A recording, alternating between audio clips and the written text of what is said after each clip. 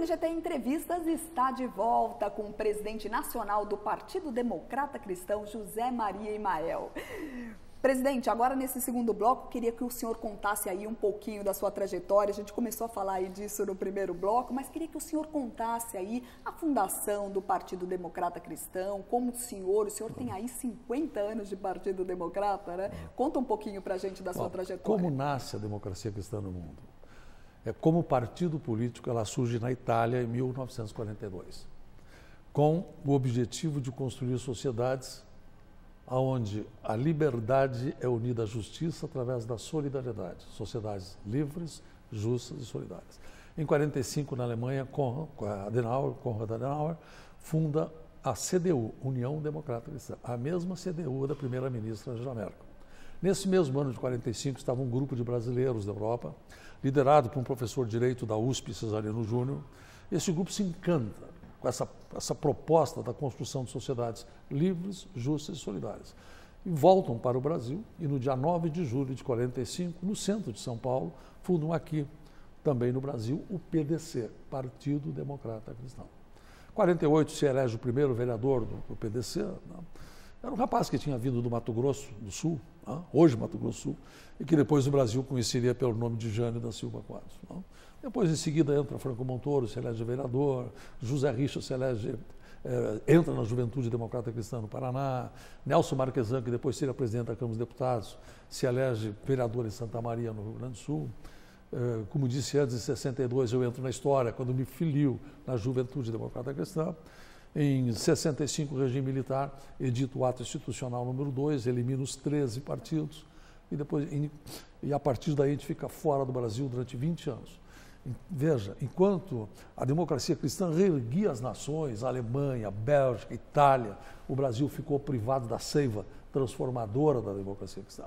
Mas em 1985, por ocasião da reorganização política, um médico do Rio de Janeiro, Jorge Coelho de Sá, um advogado de Brasília, Oswaldo Gomes, refunda a democracia cristã, com o mesmo nome, PDC, Partido Democrata Cristão.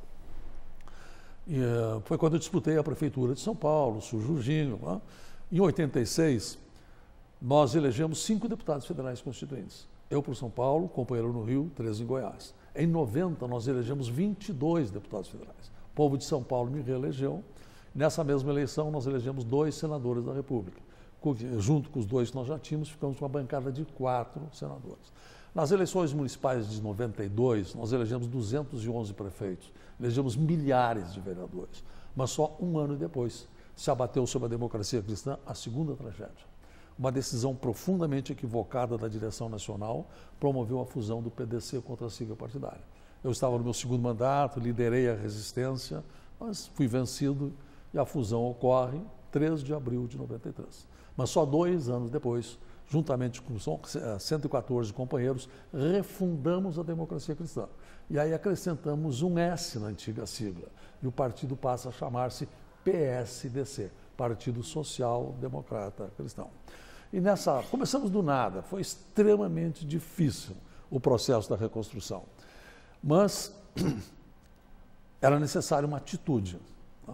Então, começou a minha missão de reconstruir a democracia cristã no Brasil. E nessa missão fui 3 vezes candidato a presidente da República. A primeira vez, em 98, nós estávamos organizados, 5, 6 estados, chegava sozinho nos aeroportos, sem ninguém para receber. Mas na eleição de 2010, o Brasil redescobre a democracia cristã. E nas eleições de 2012, nós tivemos um avanço, Viviane, fantástico. Nós tínhamos vereadores em 6 capitais, agora temos em 12. Nós tínhamos 7 vereadores nas capitais, agora temos 20. 2 Belo Horizonte, 2 Curitiba, 3 Rio de Janeiro, vai por aí. No Ceará temos 2 em Fortaleza, e entre eles uma menina com 20 anos de idade. Olha. Do PSDC Jovem Mulher. Uma coisa muito interessante. Agora, por que a democracia cristã cresce? A democracia cristã cresce por 4 razões. Primeira razão, qual é o compromisso fundamental da democracia cristã? É o compromisso com a família, com a defesa dos valores da família. Honra, caráter, dignidade, respeito aos mais velhos, solidariedade e o atendimento pleno das necessidades da família. Segunda razão do nosso crescimento é a nossa história. Um partido que foi destruído 2 vezes. Não se dobra, não se curva, permanece leal aos seus princípios, aos seus ideais. A terceira razão é não pesar sobre a democracia cristã. Em 68 anos de história, nenhuma mácula, nada. Esse é um patrimônio que nós defendemos a qualquer custo. E a quarta razão é a folha de serviços da democracia cristã para a sociedade brasileira. Quando terminou a Constituinte, como intérprete, como agente da democracia cristã, fiquei entre os 15 constituintes com o maior número de propostas. Eu aprovei 145 propostas. E a maior parte delas está no texto constitucional.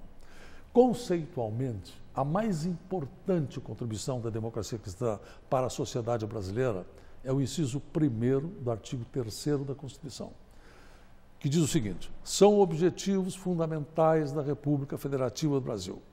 Primeiro objetivo, o maior de todos, construir uma sociedade livre, justa e solidária. A democracia cristã conseguiu moldar, né, como modelo dos brasileiros, a sua filosofia. Mais algum exemplo de algumas outras conquistas. Avanços sociais dos trabalhadores, todos. A redução do jornal de trabalho de 48 para 44. O aviso prévio proporcional ao tempo de serviço e no mínimo de 30 dias. Hoje é mais 3 dias por tempo de casa, até um total de 90, ou seja, 30 do mínimo, mais 60 quando a pessoa tiver o tempo de casa para isso. A proteção contra despedida imotivada nos termos da lei, que preverá, sem prejuízo de outros direitos, indenização compensatória, o direito trabalhador ao lazer, incentivos para proteger o mercado de trabalho da mulher. Na área de defesa dos contribuintes, tudo que você tem na Constituição é nosso. Inclusive o inciso 4º do artigo 150, que proíbe que tributo tenha efeito de confisco. Na área da família, por exemplo, o artigo 229, que estabelece o seguinte: os pais têm o dever de criar e educar os filhos menores e os filhos maiores, o dever de ajudar e amparar os pais na velhice, carência ou enfermidade. Quando quiseram retirar o nome de Deus do preâmbulo da Constituição, foi a nossa voz que se ergueu para derrotar a proposta, né? A chamada emenda da paz do campo, colocamos na Constituição que as terras dos pequenos produtores rurais não podem ser desapropriadas para efeito de reforma agrária. Ainda em relação aos pequenos produtores rurais, o não pagamento do imposto territorial rural na propriedade. Então, enfim, por isso que nós dizemos o seguinte, Viviane: a democracia cristã faz parte do dia a dia dos brasileiros. Por exemplo, hoje tem mais comida na mesa do trabalhador, porque nós colocamos na Constituição que o ICMS, esse imposto sobre as vendas, pode ser menor para os produtos essenciais. Tá? Então, agora, a democracia cristã não é uma obra acabada, é uma obra em permanente construção. Por isso, entre nós temos o que nós chamamos de trilogia da glória e do dever. A trilogia da glória e do dever diz o seguinte: todos nós, dirigentes e militantes, temos 3 imensas e magníficas responsabilidades perante a social-democracia cristã no Brasil. Somos os herdeiros da sua história, somos os guerreiros do seu presente, somos os construtores do seu futuro. Presidente, e o senhor aí que acompanha agora 25 anos da Constituição, para o senhor as leis brasileiras estão desatualizadas? Tivemos aí grandes avanços, como o senhor citou, mas as leis hoje estão desatualizadas? Quais os artigos que precisariam aí ser revistos? Deixa eu lhe contar uma coisa muito importante. Nós tivemos um evento solene da OAB no dia 12 de junho, onde a democracia cristã teve a honra de ser o único partido na mesa. Né? E o presidente da OAB disse algo fantástico. Ele falou: nós temos que constitucionalizar o direito. A visão que todo direito verte da Constituição. Né? Essa é uma ideia muito forte. Esses dias o Almiro Pazianotto, no documentário que nós estamos fazendo, ele falou: a Constituição tem que ser cumprida. Agora, o que você tem é determinados princípios constitucionais precisam ser regulamentados. O próprio aviso prévio proporcional levou mais de 20 anos para ser regulamentado. Né? E um desses itens que precisa ser regulamentado, nós colocamos na Constituição que uma lei federal criará os mecanismos de defesa da família quando a família se sentir agredida nos seus valores. Na verdade, não é censura, é direito de defesa. Tá? Só que essa lei tem que ser regulamentada, ela não foi regulamentada ainda. Tá? Nós estabelecemos, por exemplo, que a União no turismo, nós somos autores do artigo 180 da Constituição, que diz o seguinte: a União, os Estados e municípios promoverão e incentivarão o turismo como fator de desenvolvimento econômico e social. Mas tem que mostrar como faz isso. Tá?